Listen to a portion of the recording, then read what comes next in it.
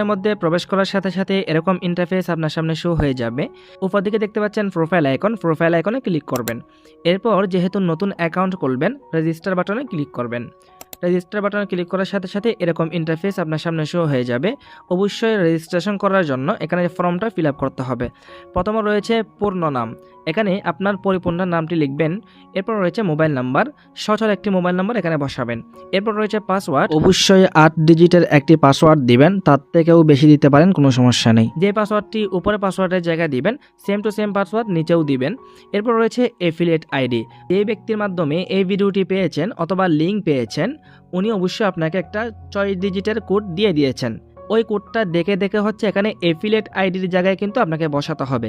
যদি কোনো কোড দিয়ে না থাকে, অবশ্যই ওনার কাছ থেকে কোডটা চেয়ে নেবেন। কোডটা দেখে দেখে এখানে এফিলিয়েট আইডির জায়গায় বসাবেন। বসানোর পরে নিচের দিকে দেখতে পাচ্ছেন আমি প্রাইভেসি পলিসি মেনে নিয়েছি, ছোটো করে একটা ঘর দেখতে পাচ্ছেন, ঘরে ক্লিক করবেন, দেন রেজিস্টার করুনে ক্লিক করবেন। দেখতে পাচ্ছেন আমি সব কিছু কমপ্লিট করলাম।